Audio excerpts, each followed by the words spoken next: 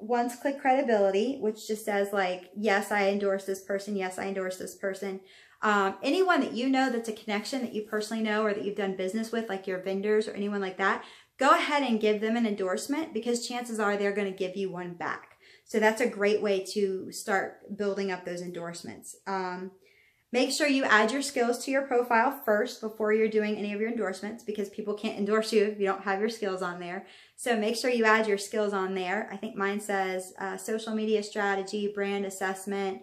It has a long list of things. I can't really remember off the top of my head, but make sure you have your skills. And again, LinkedIn will give you a search of which skills to pick. So if you're writing in a skill that LinkedIn doesn't have, that means it's not a search engine optimized skill and you need to rename it or you need to find a better way to describe it because LinkedIn will give you the choice of which skills to use.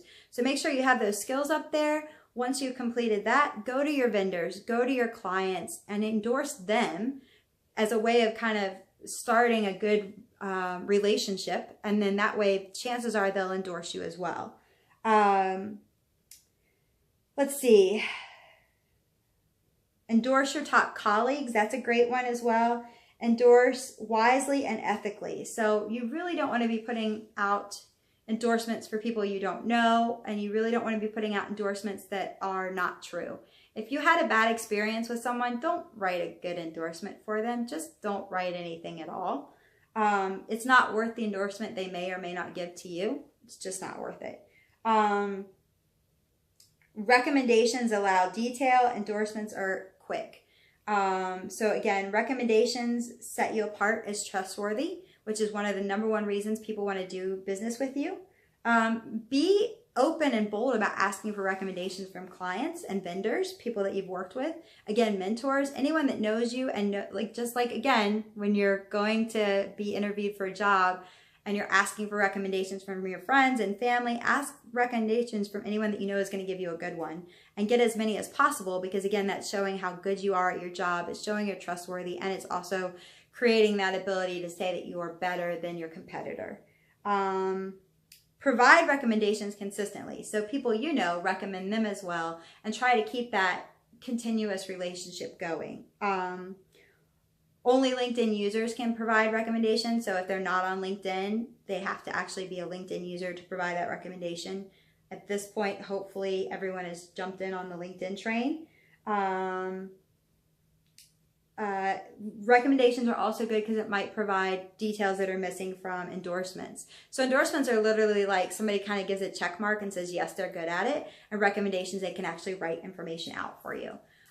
So that's kind of the difference between the two. So I want to give you some more information because LinkedIn, again, is a beast of good things, but it's a beast to really kind of tackle if you're not used to LinkedIn because it is run very differently than like Facebook or Instagram. So I'm going to go over LinkedIn best practices with you. The ideal length for LinkedIn post is 500 to 1200 words. So let's write that up.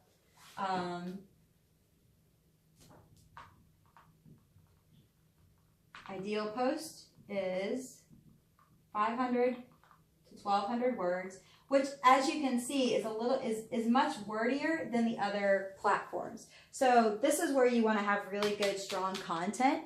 Let's see, LinkedIn members check their profiles in the morning, usually Monday through Friday. It's usually one of the first things they do kind of when they get into work and they're kind of settling in and checking in their emails. They're checking their LinkedIn. Also 1 p.m. to 3 p.m., which is that lull when kind of people are tired. They're going to check their LinkedIn, and 5 to 6, like when they're getting off work and they're on their, commute home. Posting 20 status updates a month will help reach 60% of your unique audience monthly. So again, back to free advertising. 20 statuses a month can increase your audience by 60%. So that's really impressive, something to really know. Try to link your videos to YouTube. So have all of your videos hosted on YouTube and then take the link from YouTube to post it onto LinkedIn. Again, that's that cross marketing. 75% of linking to YouTube videos results in a 75% higher share rate. So the more you can get your face out there, the more you're talking, the more you're doing videos about your products, your services, anything like that. Put them on YouTube so you have a like sort of a housing place for them, and then you can create a link and put that on LinkedIn and say, hey, check out my latest video, blah, blah, blah. I'd love to get your feedback on it. And that will increase user engagement and user sharing, which will increase connections. 98% of images result in higher comment rates. So putting images and photos up will usually create comments, which is great. Again, you're doing that user engagement. Including a link with your post drives 200% more engagement. So always have a link, whether it's a link to your website, a link to the content that you're sharing. You want to make sure you have a link because people are looking for more information on LinkedIn. Company updates with images have a 98% comment rank than updates without images. So same thing, like today we hit 1,000 followers. Make an image on Canva and share that on LinkedIn, share it on Facebook, share it on Instagram. Always be doing that cross-marketing between them. So here is the most shareable words in LinkedIn. New technology, won, like W-O-N, like I won this award.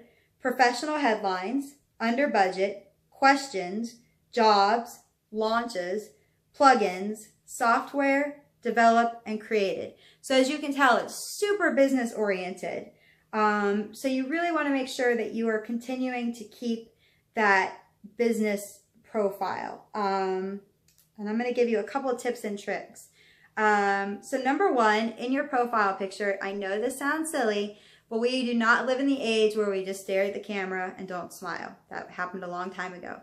Make sure you are giving a really great, warm and inviting smile. Like give them a come do business with me smile. Be excited about your business. Be happy about your business. Show those pearly whites. Show them, because when you're smiling in your profile picture, people automatically assume that you are more trustworthy and that people are more likely to do business with you because again, it goes back to that authenticity. So practice that smile. Smile, smile, smile for that profile picture. Try to do a square headshot. So usually when we do square headshots, we're talking about like shoulders and up. Remember the Madonna thing where you like that? This is about what you want your headshot to be. It's really just shoulders and up. You always want to have, when you do your headshots, you always want to have a solid color. If you're a female, you do want to have jewelry on because that picks up really well in the photo. If you're a gentleman, you want to have a tie on. Again, that looks more professional and it's going to pick up in the photo, but you want to keep everything as one color. You don't want to do stripes. You don't want to do really loud prints unless maybe you're a designer, possibly. You don't want to do hats. You don't want to do anything that's going to cover your face in any way. You just want to look head on at the camera. You want to have a one solid piece colored shirt on and you want to smile.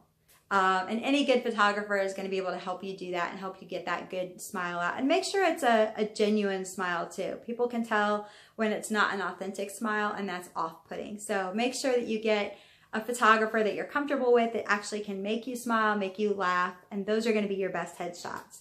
And then I want to give you, let's see. So again, profile rundown is first name, last name, professional headline. I always do ignite your identity, which is my slogan, but anything that's going to kind of grab attention. Make sure that you do your city, your state, your industry listing. Let's see, recommendations. Again, you want to get your recommendations after you've built your profile. It'll show your connections. Now, one thing that Facebook does is that LinkedIn does is it will only show 500 connections on your main page. Even if you have 2,500 connections or 5,000 connections, nobody is going to see that number above 500. Make sure you put your company website. Make sure you put any of your social media, so your Twitter, your Facebook, your Instagram. Make sure you're putting those down in your contact information. And then make sure with your public profile that you're changing it to your name. So LinkedIn-in-your name. Don't be generic. When sending out a request to connect, like we talked about, ditch the standard, I'd like to add you to my professional network on LinkedIn. I cannot tell you how many people use that. It drives me bananas. So again, do a quick introduction. Hi, I am so-and-so. This is my business. Please let me know if I can ever help you in any way. When I work with Pro Networker, my sign off is always here to connect, collaborate, and serve, because Pro Networker is all about networking and collaborating. So I always make sure I have a standard sign off. So your profile, your summary, summarize what you're all about. Give people a feel for what you have to offer. So again, you want to be very upbeat. You want to be very positive. This is the time when you talk about how you're different than anyone else. Job title, company name, and then skills and expertise. You want to have any skill or expertise you could possibly have on there, because again, you want to show how you are different from someone else. And then again, like we talked about, recommendation. Seek quality recommendations from your connections. Ask them to include specific examples instead of general fluff.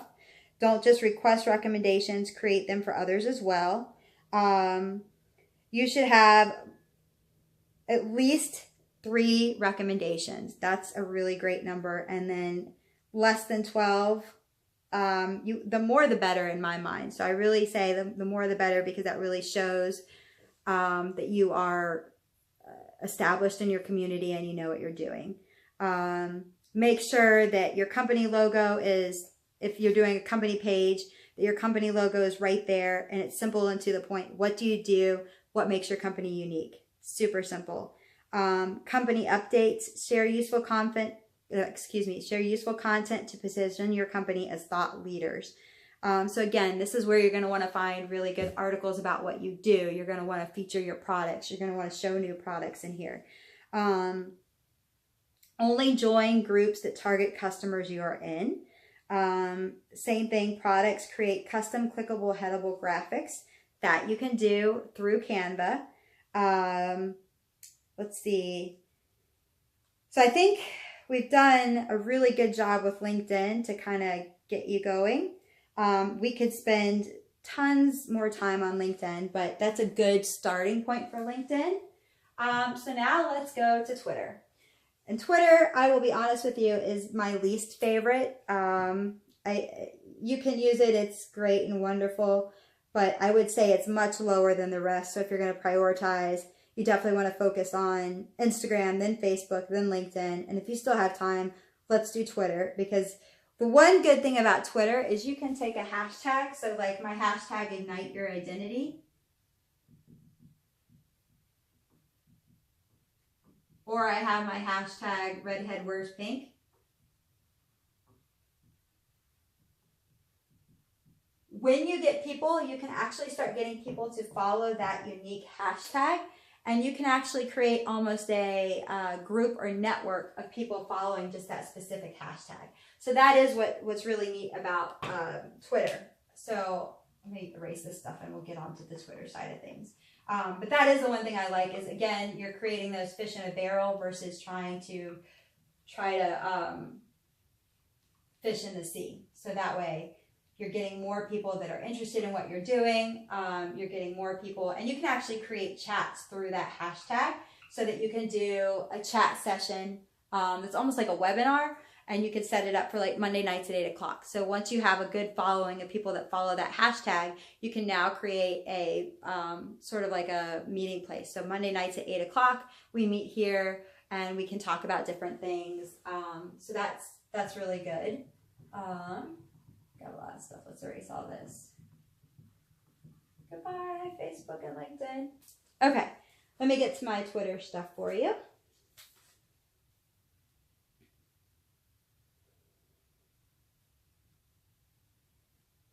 Give me just a moment. I'll pull that up for you. Here, we'll do the music again. Da da da da da da da da da da da. Da, da, da, da, da, da, da, da, da, da.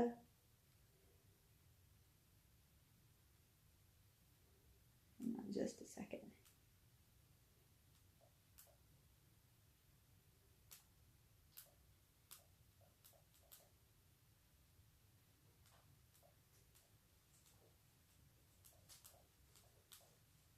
Okay.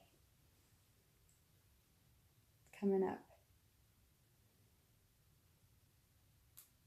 So one of the things I want to talk to you about is how to be able to find clients within Twitter.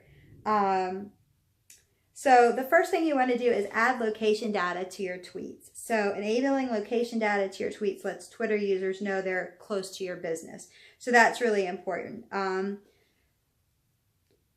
they can mark the location icon on your tweet to find out where your business is. That's if you have a brick and mortar business.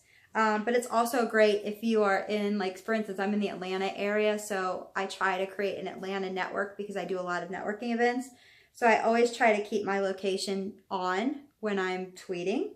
So the way you turn it on is you just compose a tweet, then click on location disabled. Then there's a pop-up box that appears and you click turn location on. Super simple. Twitter will suggest a location based on that, and then you can choose the location from the menu or enter it in. So like I said, if I'm outside of Atlanta, I want to still put Atlanta in. The next thing you can do is find leads with a local hashtag search. Again, this is why hashtags are so important. Hashtags are a way to find people. So you can use, let's see, like hashtag Atlanta, hashtag Buckhead, hashtag local ATL, anything like that that's related to your city. It's going to be a great way to find people. And then what you can do from there is you can be following them and start to interact with them. A really good app or add-on to Twitter is Hashtagify. And what that does is it literally magnifies hashtags for you in the sense that it helps you find people that are near you or people that are tweeting that hashtag. It really kind of helps open that search button up for you. It'll return a list of users tweeting that hashtag. So you can see that on the